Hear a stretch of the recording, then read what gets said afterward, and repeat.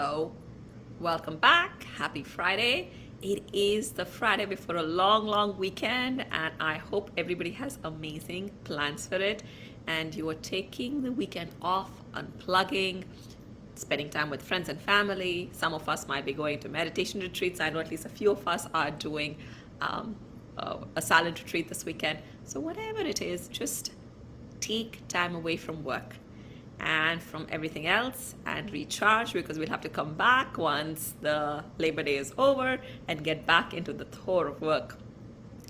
So today, as I was thinking about what we should talk about, one thing that I have been struggling with over the last few weeks is something that I want to chat about.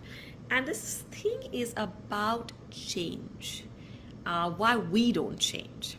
So let me tell you. So, I'm working with a few people as part of the app Wes, and we are launching the app next weekend. So yay!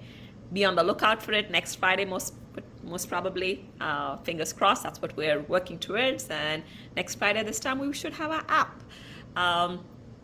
So as we've been working on getting the app ready, be it the content and the development and the creative, one of the things that I've noticed is you work with different people and they bring a lot to the table, right? And there might be one or two things that they're not doing so well. So for example, with one of the teams that I'm working with, communication is a huge issue. They're amazing, they will have it covered, they will even do the job, but somehow it doesn't occur to them that you need to keep everybody in the loop. If something is changing, let people know that you're changing directions or that you've made certain assumptions and moving in a certain way. Things that for me, having been in corporate world for so long, are like second nature. I'm like, people don't like surprises, people like to be kept in the loop, so do that. And I think they get it, right? They get it that communication is definitely one of the things that we need to work on. And yet, even after constant reminders again and again and again, it seems to be something that is not changing or moving. And it got me really thinking. I'm like, am I not getting across? Am I not communicating properly? What can I do to ensure that something that someone has acknowledged is something they can do better still don't make any traction towards that? And I started reflecting, why does that happen and what can I do? One, to of course manage my own expectations, but also second, help the other person with things that will serve them much more as they work with many other people. And it made me think about, there are so many times that people have given me feedback and they've said, earlier, many years back, they would say, Ruchika, you talk too fast at work. Every colleague I had, every interaction with a boss, it would be like, Ruchika, you do all of these things really well, but you talk really fast. And I knew it. I heard it. And I still didn't change. And as I dug deep as to why I did not, it did not seem important. It seemed important in terms of the feedback, but I'm like, oh, it's not a make or break. It's not such a big deal. I think fast, therefore I talk fast. Not realizing that I'm communicating so that it gets across to the other person. And when I talk fast, the communication does not land. So I think if we can just pause, the first thing, pause and see, is it important to us? We might intellectually say, yes, that's really important. Yes, I should change. But until we feel it internally, that yes, we need to change. Yes, it's impacting the way we're showing up.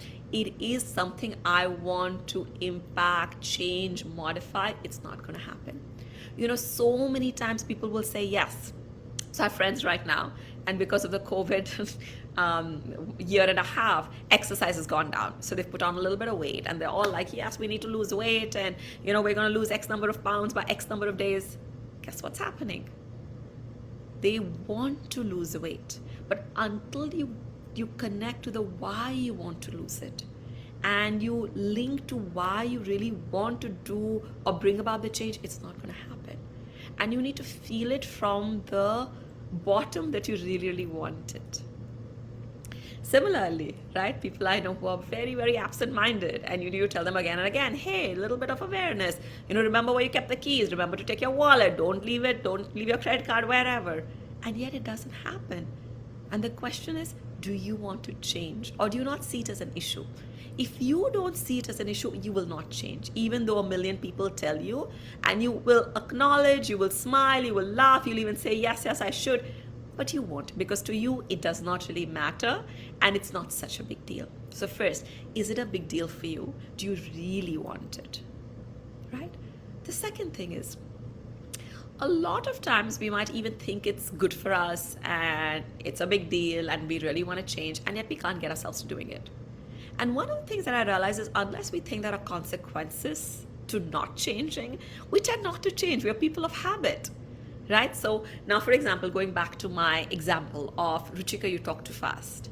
If I realize that, you know what, I might not get promoted, my feedback may not be good, I may not get a good bonus, and all of that is linked to me talking fast, I might have changed much faster, because there are consequences to my action. There is pain associated with me not changing, perceived pain, or there's a perceived reward with me changing. So for the last year and a half, friends of mine, like I said, are looking to kind of get fitter. And I know I should be exercising. I should be doing a lot more yoga. I don't do it. I know it. And yet I don't do it, because I don't feel the pain of not doing it as yet. I'm like, yeah, I know, as I grow older, having more muscle would be good for me and I would be more toned. As I grow older, I'm thinking few years out. Why take the pain right now for benefit in the future? Because I'm not feeling it right now. But tomorrow, if there were issues that were happening, God forbid, or I needed to, there was a little bit more, Ruchika, you better work out, or else it's going to be really dire, Ruchika might be working out. So I think look at it. Do you not feel the pain associated with it?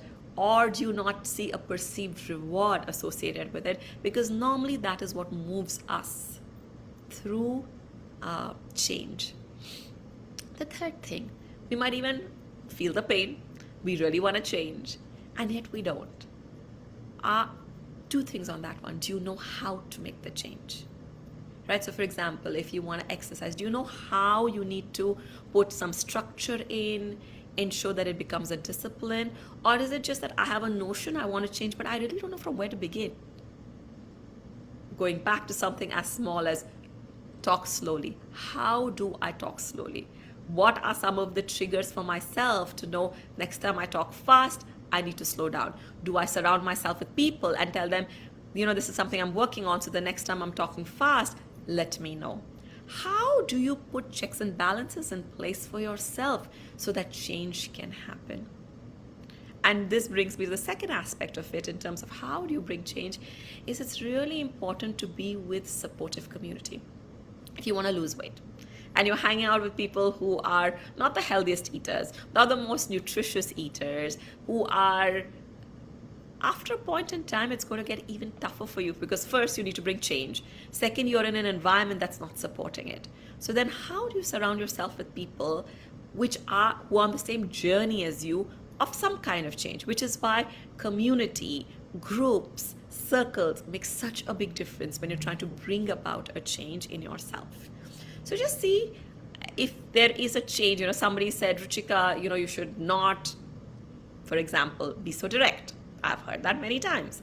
And in my mind, do I really care about it? I understand intellectually there are consequences to me being direct, but do I really want to change? Maybe not. So I can keep hearing it, keep getting the feedback, I will not change.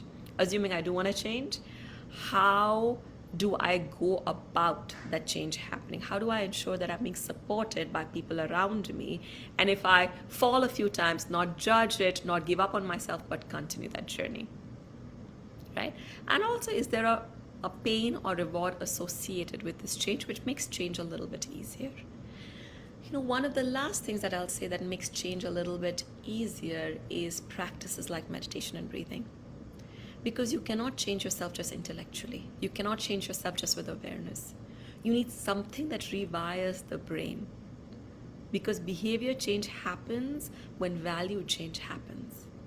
When some principles or values that you believe in, they have to change for outside to change. And for that, the most effective way to make that happen is through these techniques that actually go in without us even realizing. In those 15-20 minutes of meditation, so much is getting rewired in the brain. Certain synapses start firing, the certain cortexes of the brain start working a little bit more, emotional intelligence becomes a lot more. So that is the one thing that I would say has been a game changer for me, is of course all of these things, but just meditation. Sometimes without you even realizing, you wake up one morning and you're like, oh, that change happened, and I didn't have to work so hard, it wasn't so crazy, and it wasn't painful. So I'm just going to pause over there, and it's good to see you. And I see my mom, and I see my mom-in-law. It's so good to always have them here. They're like champions and supporting us through this winged journey. It's awesome. I see a few other friends. Hello. Any questions on change? The first one starting with, do you really want to change? And if you don't want to, then don't waste your time on other people's time pretending that you want to change or you're trying to change when in fact nothing's going to happen. So let's see if there are any questions on change.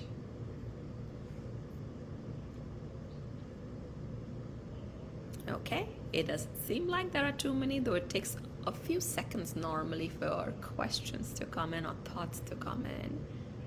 And if there aren't, then have a great weekend. Enjoy yourself. Take it a little easy. And think about this. What are some of the feedback that you've gotten constantly again and again, and you kind of want to change but have not gotten yourself to change? I see a question. Sometimes even after doing all three, you don't lose weight. Yes, at that time you just accept it and not worry about it.